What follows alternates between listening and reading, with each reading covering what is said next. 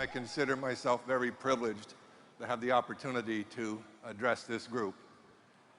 You know, it's really quite amazing when you think, almost 10 years ago, we started in this company.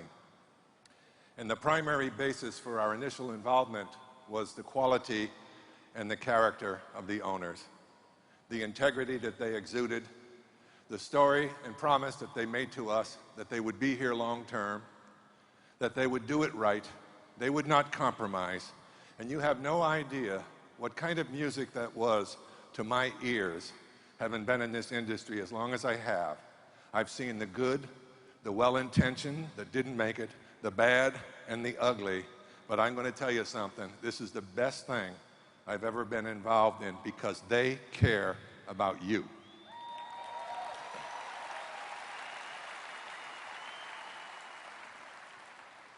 You know, when I was thinking about, you know what I talk about today with you?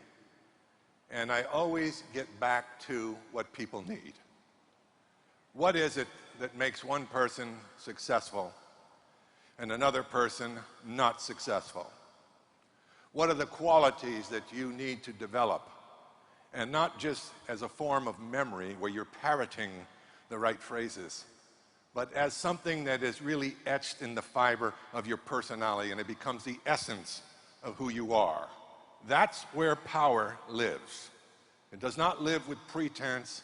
It does not live with people trying to manipulate people without first being concerned about that person that you're speaking to. And I found over the years that that takes some learning. It takes some awareness to have the sensitivities that we need in our relationships with each other. This is a relationship business. If you are going to be a leader in this business, you are going to have to adopt in your heart and soul a servant's mentality. And many of us are not good at that because we don't see any immediate reward for that. But I can guarantee you that in life, what you put out and the nature of what you put out comes back to you in like kind. It may not just come at the moment that you expect it, but in my experience, I can guarantee you it comes back. So in that regard, given that that is true, what kind of person do you want to be first? Because what you have in your life right now is the consequence of the decisions that you have made from the thoughts in your mind to the emotions you expressed, to the habits you developed, to the circumstance you have, which is called the life I have now. You see, we are not mystified anymore. You know, I'm standing here. How many people do you see here? You see one, that's an illusion. What you don't see is all the teachers, all the influences, all the people who gave to me so I could give to you. And all you see is me. I'm just a translator. I'm not the issue. So take this information to heart because it does have the power to change your life. At this stage of my life, I don't guess anymore about this. I know it works. Are you ready for it? All right. Illusions. Well, now that you know I'm not standing here alone, how about you knowing that you're right now traveling at 66,600 miles an hour? Do you feel it? No, you don't feel it. Is it happening? That's the same thing in principles in life. They're happening, they're running the game, and you and I better figure them out. Is that making sense to you? Now, you can have it your way, or you can have it the right way. Most of us don't have it the right way. So I'm going to give you some ideas that might help us move together. Because, see, in personal development, it's never a finished product. You're never finished. Isn't that exciting? You can spend your whole life chasing to become more and more and better if that's what you want. Or you can become one of those people that gets up in the morning and says, what am I getting up for? I'm in the game of survival and I don't even know it. I'm marching to the beat of 90% of the people, 100 miles an hour toward mediocrity and average. Because everyone else left and right of me is basically doing that. What should that teach you? It should teach you this: when you wake up, you might be lonely for a while. You might not have too many people understand what you're about, what you're trying to do with your life. You will have people try to sabotage. Some people even who love you don't want to see the reflection of your new self, your new growth, as a comparison to where they stuck. You need to have the courage to be unpopular at times. Take it on the chin from time to time, but don't ever, ever let someone steal your dream once you establish it.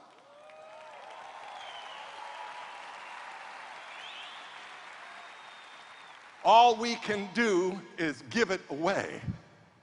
They need our permission to steal our dream. Do you understand that? So the critic, the person of opinion, Einstein said it brilliantly. He said people who have a mission driven in their souls, people who are striving for greatness, will be conspired against by those with mediocre minds. Are you ready for what you're going to face? Because, you know, it's great. When I hear the stories of the RVPs and I see my colleagues who are Circle of Champions members, I know when we sit down and talk, the stories are homogenous. They're the same.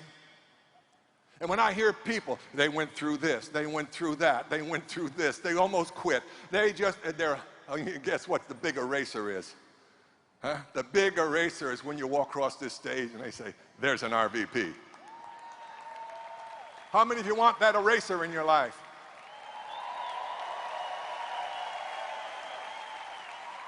Are you ready? Are you really ready? Let's think about something else we're in.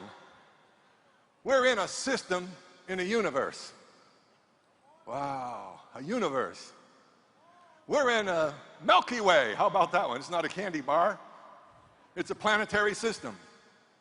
Light, 186,282 miles per second, takes 100,000 years to go from one end to the other. What are you worrying about? This is our reality as well, isn't it? There are millions of galaxies with millions and millions of planets and stars. And here we are, sitting down here contemplating, maybe we're alone. That's an unusual contemplation for a thinker, looking at the odds. But we have the gift of life. Wow. You say, so I've heard people say to me, I didn't plan to be here. I didn't ask to be here. I said, want to bet? I said, what do you mean? I said, look at the odds you beat to be here. You could have been millions and millions of other people, given genetics, chromosomes, genes, combinations, bing, you made it.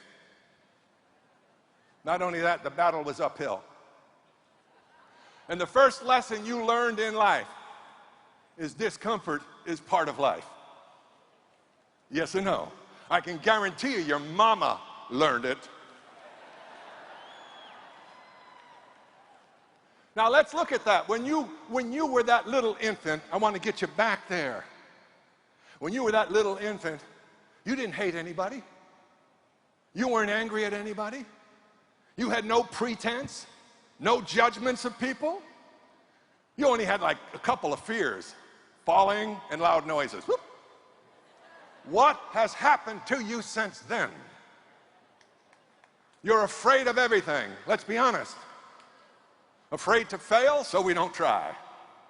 Afraid to be exposed in our incompetency, so we don't grow. We don't want to be judged. We want to look good and cool and hide from everything that will make us grow, which is the confrontation and inclusion of the challenges of life. Every great thinker I've studied, at some point or another in their teaching, said without failure there can be no success. J.B. Watson, the father of IBM, said it this way: If you want to become successful, triple your failure rates. You're going to get there. So I want you to know something. People who make it, listen closely, they fail their way to the top. Are you hearing me?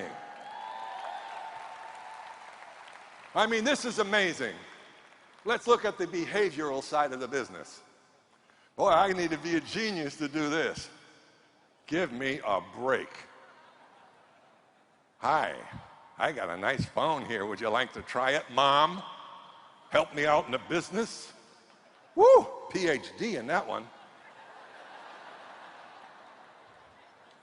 Do you keep your business options open, Joe?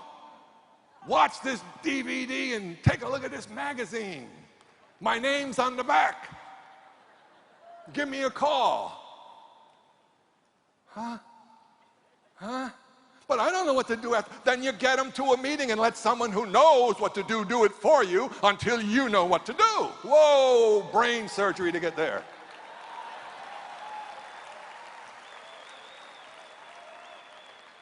You can't think success in the first person.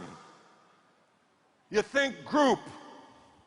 But if you're a leader, you outwork everybody in your group. You are an example for them to follow. Oh boy, I got some of you just then, didn't I? Here's some leaders reach a certain point and it's not good. They start making some bucks. They start getting tailor-made clothes. They start sashaying around, looking good, and then looking at their downline report to see who's doing what they're no longer doing. Those of you who are guilty, just put your hand over your head. Oh, I saw a couple in the front row, and they're the best there is. Let's look at the world we're in. You want to talk about opportunity. Want to talk about opportunity. Think about this. Are we in tough times economically, yes or no? Are companies merging and just doing all sorts of crazy things to keep cutting people out and cutting expenses down? And who is the victim of all of this ultimately, if not you and I? You can work for 35 or 40 years for a company, and one day they walk in and say, we just sold the division, we only need half of you. And you're 45 or 50 years old with 2 kids in university, a house to pay for, and 2 cars. How do you feel? But you will be addicted to the illusion of security. And you get an opportunity like this, and you'll turn on the TV, and when the first 3 people say no, you belly up, you crawl under your emotional covers, and you say, I'm not cut out for this.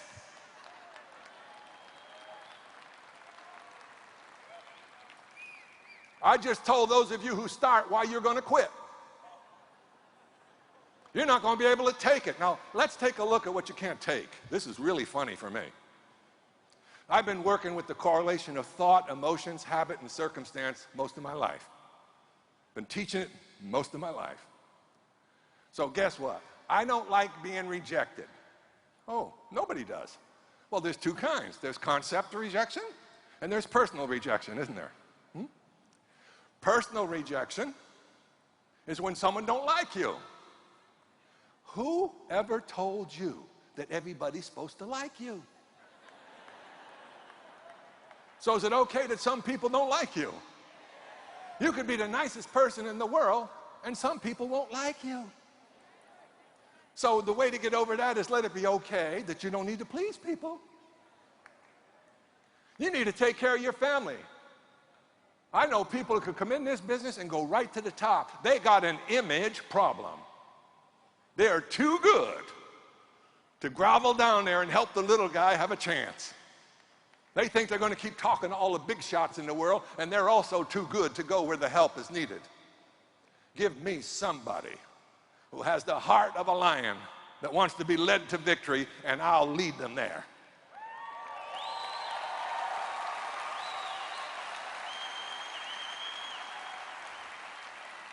Oh, I can't do this. What will my neighbors think? Well, if you're worried about that, you've been conning them all along. So we want to get to the finish line.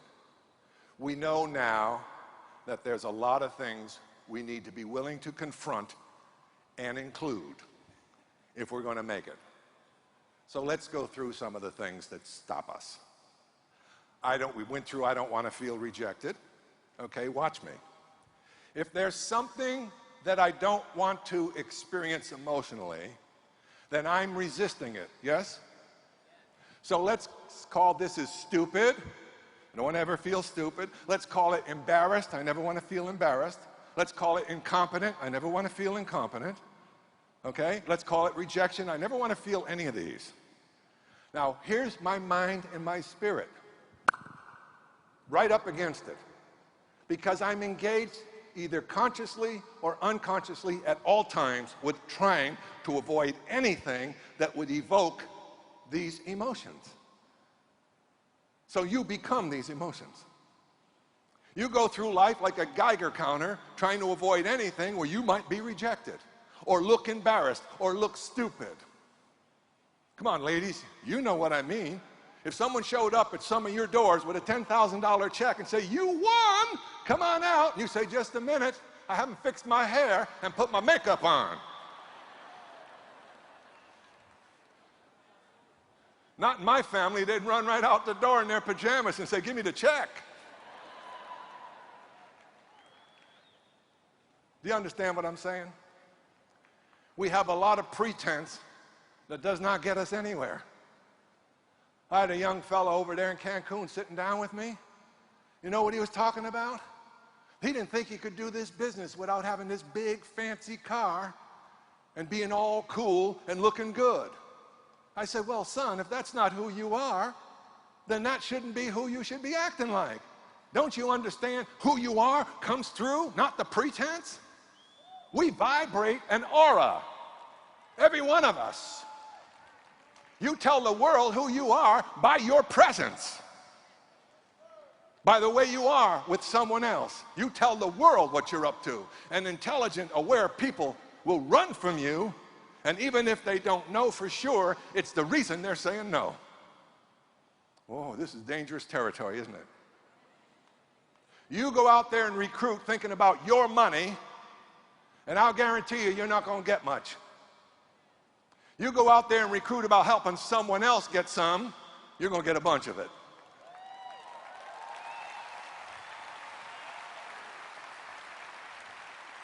Now that doesn't make any sense, does it?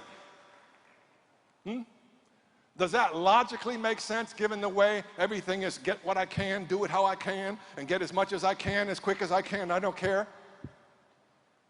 You need to have the right kind of attitude to do this business well. And here's your starting point. There are three things that you need to understand. In life, to progress in any way, you must first become something, then you must do and exercise what you become, and then you can hear the word justify the having. That's an unbreakable chain. It doesn't care what you think about it. You and I are victims of it or will comply with it. Do you hear it again? First, you become. Second, you participate or you do.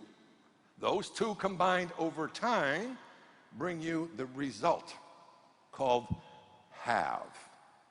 Let's look at the relationship between cause and effect as it relates to the mind. You think a thought, and there is an outcome from the thought. Whatever the outcome is like the seed and the crop. In the seed is the genesis of the result. So every thought predetermines an outcome. Are you following me? But you see, we don't think that. If we did, we'd clean up our thinking, we'd be studying how the mind works, and we'd get on purpose with it. There isn't a thing in your life that you experienced that didn't first get processed through your mind.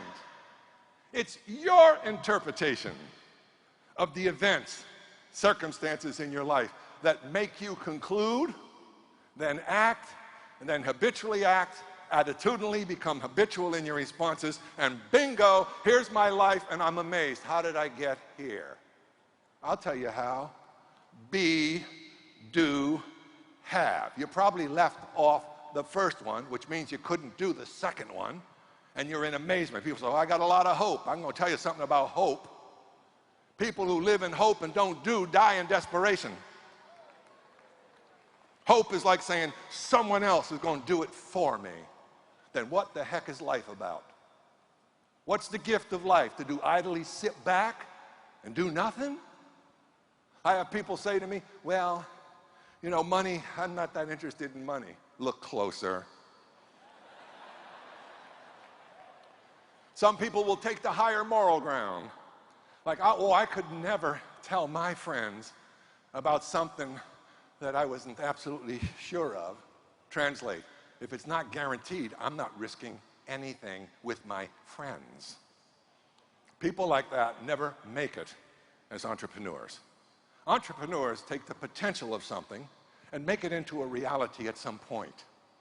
They take the possibility of something and make it into something that ends up real. They take the potential for profits and they create them into profits. It's the way the whole system of achievement works. Everything we have started as something with potential to be something better, yes or no? Well, who are you? God's greatest creation, and we limp and moan and groan and blame and live in the past. Oh my goodness. Where's our appreciation for the gift?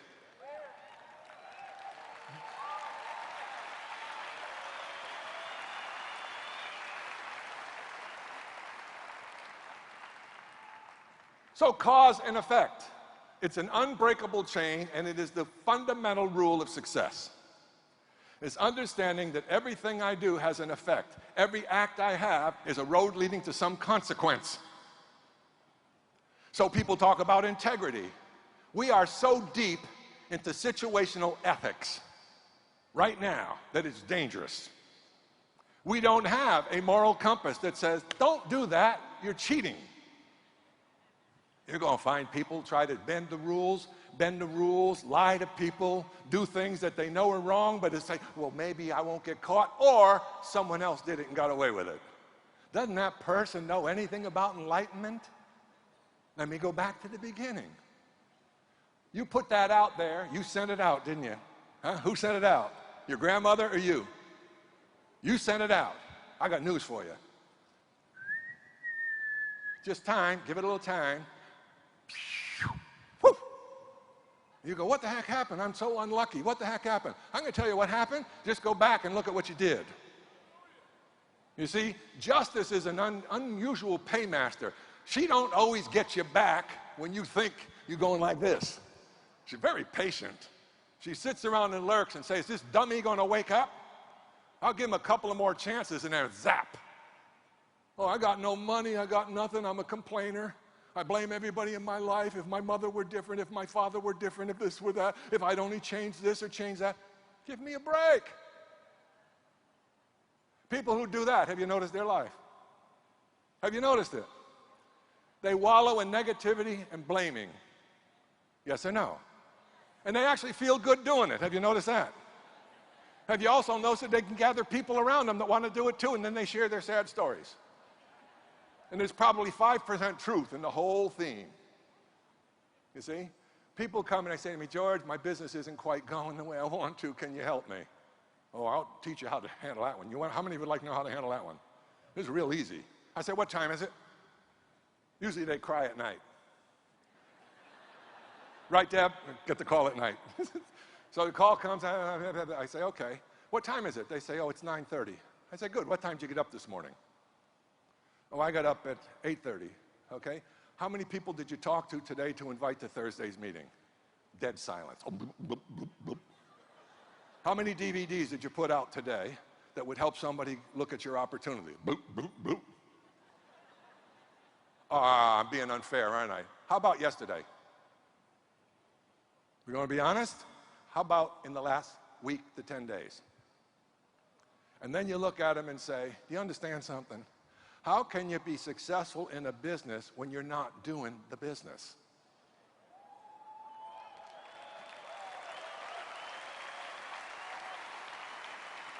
There are enough people out in this world that will take and want and desire what you have to offer them. But if you're afraid to present, if you're afraid to extend yourself, if you're afraid to look stupid or be ridiculed or have your neighbors laugh, then shame on you. Haven't you noticed they're not paying your house bills? They're not paying your insurance on your... Haven't you noticed that?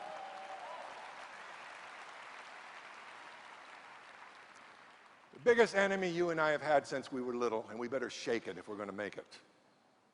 The eyes, the words, and opinions of others about us. They have locked us down. In this room here, I can say to you ladies, there's at least 10, 15, 20 of you that were superstar vocalists. You had the voice of an angel. Somebody put you down. It might have been your mother. It might have been your older sister. Somebody said, "What are you doing? Singing." And you crawled into your little cocoon of fear, and you stayed there ever since. And you know what's worse about it? It starts attaching itself to other things that you're going to be afraid of. Men, I want to talk to you. You're not getting off the hook. In this room, there are at least 50 to 100 professional athletes that never made it. And you know who you are. And you know why you didn't make it. You were not dedicated. You weren't willing to pay the price that the man or girl who made it paid. You didn't take care of yourself. The party was more important than your career. And now you sit on the bar stools of life and tell the world what you could have been. And your youth, where you had that strength and vitality, was at your disposal, but your friends who weren't up to what you could have been up to took you in the wrong direction. I know how many of you were here. And as you sit here, you know it too. And if you were to give advice to somebody, would it be do what I did so you can cry like I cry? Or would you say, son, wake up? You see, every one of us are influenced by the people we listen to and the people we hang around with.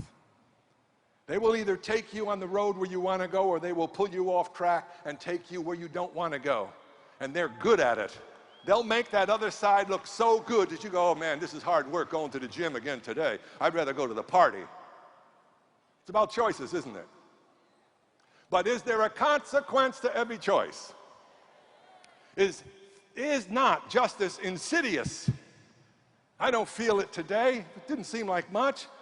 Go 6 months from now and see what you left behind. It's always going to be there. Now here's another problem we have. I say that people wake up out of bed one of two ways. Either you are inspired when you get out of that bed, or you are not. And you need to pick one. And I'm going to tell you, for every one that's inspired, there's 20 or 30 who are not. They get out of bed, they yawn. Oh man, it's morning time already. Go do that daddle-do shower, spray yourself all over, fix your hair, and then go on the routine for some place you're not really too happy to go. Yes or no? And we will do that day after day, year after year, and you get an opportunity and you don't put the key in the door.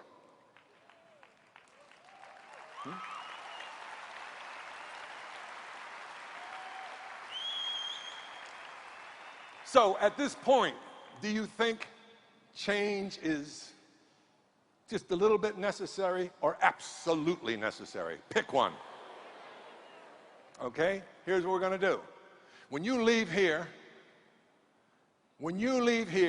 you need to discover here or on your way home, why do you want to do this business? And you make your why so big enough, dream, so that it overpowers your weaknesses. That the will is hard to push. The human will is a son of a gun to push. But it is easier to draw when it's magnetizing itself towards something you declare you want. Now, if you dream lofty dreams, there is a balance. Let me give you the balance. I'm weighing gold. Got it? We got a scale.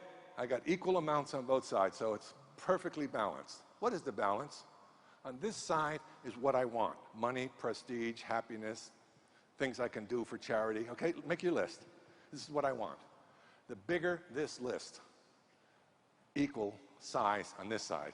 What I don't want to do or put up with to get it. Perfectly balanced. You see, this is the side we wish weren't there.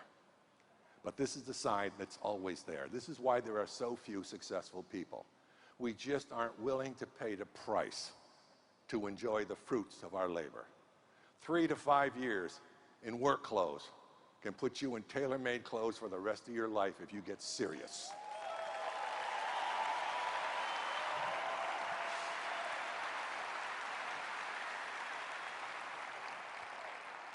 See, at this stage of my life, I believe so much more than people believe in themselves. I know what's inside of you that's undeveloped. And someone's got to bring it to your attention. You don't want to go through the rest of your life thinking you have no more options, that you can't have a restart, that you can't recharge your battery. That would be terrible. Because I've seen miracles in my work, absolute miracles. They defy all the logic that anybody could put together. A life can change in a moment of insight and never turn back. If I didn't witness it so much, I couldn't teach it so powerfully. It's up to you. You sitting in those chairs, quit looking left or right, quit blaming up or down. Decide that it's you, it's your life, and you deserve, and you're going to get what you're after, and do it with integrity and honesty.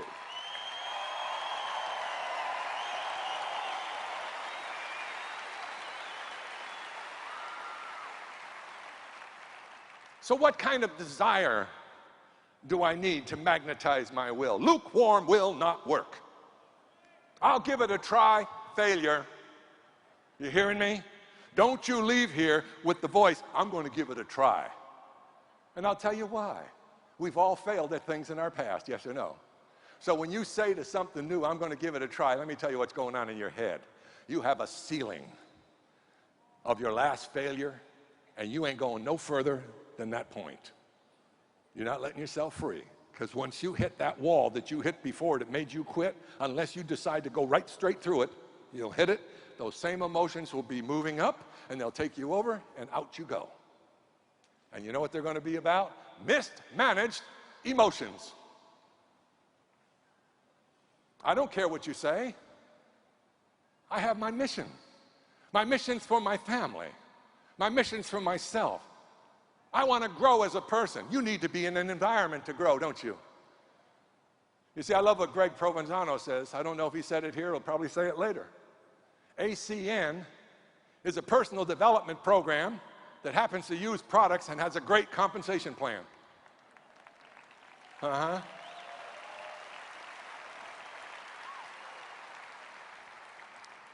many times do you need to hear the stories that you hear without waking up? You all saw somebody up here. You see, I'm sitting in the back, and that young man talking about the pain of losing his brother. I was crying, and I'm a big guy.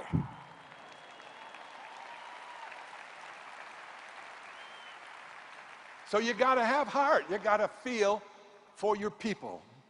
Be gracious. Be kind. It works.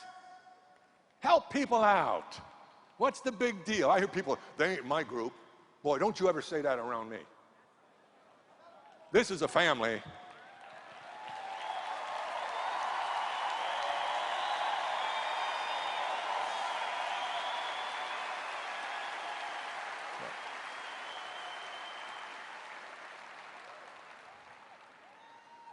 Now that we have that, we have to understand how we create reality. I don't know how much time I got here, not much, but I'm going to go quickly. How we create our reality, okay? No two people in this room of 14, 15,000 are hearing me the same today. Doesn't that shock you? Because I'm saying the same thing, same modulation of voice, same points of emphasis to this entire field house, whatever you call this place, it's big. So if that's true, then let me explain why. We all must filter the present things we see through several filters that give it meaning. It's sometimes I'll just give you a few. Your ethnicity, your race, your education, your parents, grandparents, the influences, the teachers, the past failures or successes, they're all in front of you as filters. So whatever you see in the moment, in nanoseconds, is checked out by these. And then your mind gives you interpretation or meaning. Okay, an example, when you hear people say, well, whether you think you can or you think you cannot, you're right. Okay? Two people sit and see the same opportunity. Same IQ, same backgrounds. One walks out of the building and becomes an RVP 1 or 2 years later. The next one walks out, tries the business for a month and quits. They had the same ability, had the same circle of friends. So then what would be the difference here? Well, let's see those things that are constants. First, the company's a constant, yes. Their history's a constant, yes. Compensation plan is the same for everybody, yes. We all get rewarded according to what we do, yes. The products are the same for everybody, there you go. Now, what's the only variable possible that's left? You! Guess what? That's been the variable since you were born. Take ownership back. Quit giving it away. You don't have to be mad at nobody. You just have to carry that inner stuff that says, I'm changing, baby. You're not getting to me anymore. I'm the duck in the water. Huh? You say no to me, I feel sorry for you. You say I look stupid, I say, you bet there are days I'm a real dummy. What's so hard? You got a problem speaking? Walk up on the stage and tell the audience. Give it away.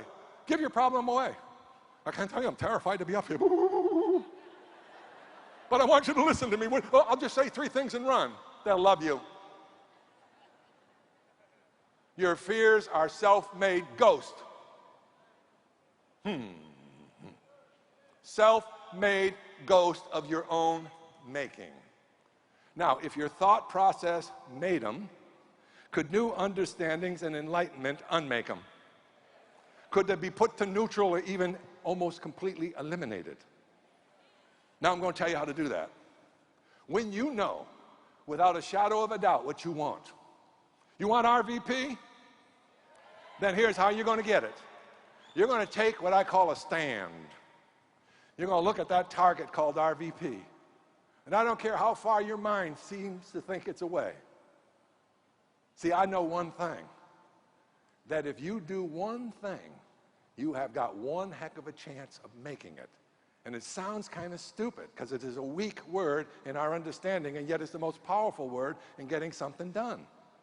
You surrender to your purpose or your goal. Just surrender to it. I don't care what's between me and there. Bring it on.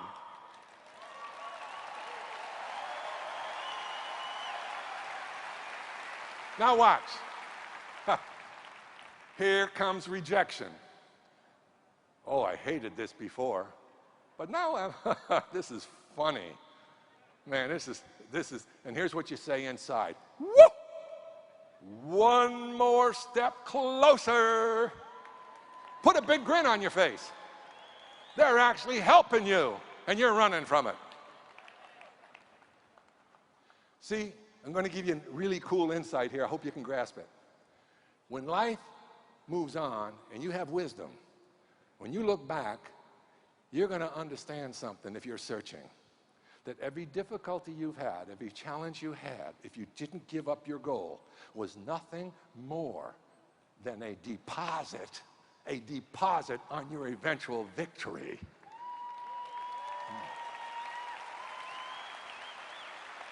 Now, I can hold it that way, or I can get washed out. Which one are you going to do? Commitment, doing the thing you said you would do long after the mood you said it in. Faith without works is nothing. Faith without works is nothing. Faith is something that you spiritually believe as an eventuality, in full belief it will happen. It's not confirmed in the presence except in the non-matter of your spirit and mind. But you own it here or you never get it. So you conceptualize what it is you want. And you build that dream. And you're willing to say faith has to be attached to action. And action and persistence over time will make my faith manifest where I don't need faith anymore because I possess that which I had faith in.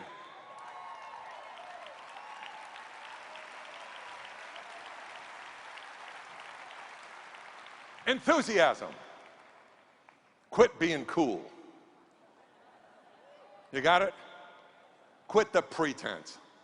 Why? You discover yourself when you're enthusiastic. It's ardent, it's imaginative, it's powerful, it's magnetic.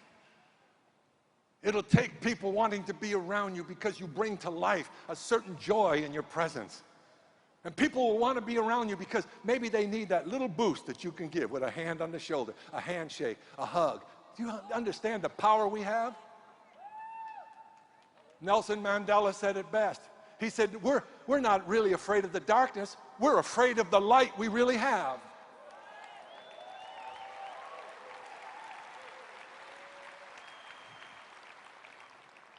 So we're going to be enthusiastic. Persistence wears down anything. But persist on the foundation of surrender. You hearing it? Persistence will take a person of average ability and mold them into a superstar. It's done it over and over and over again. Persistence will deny failure to that person who won't let go. It will deny it. It'll never be a permanent condition of your life if you don't quit.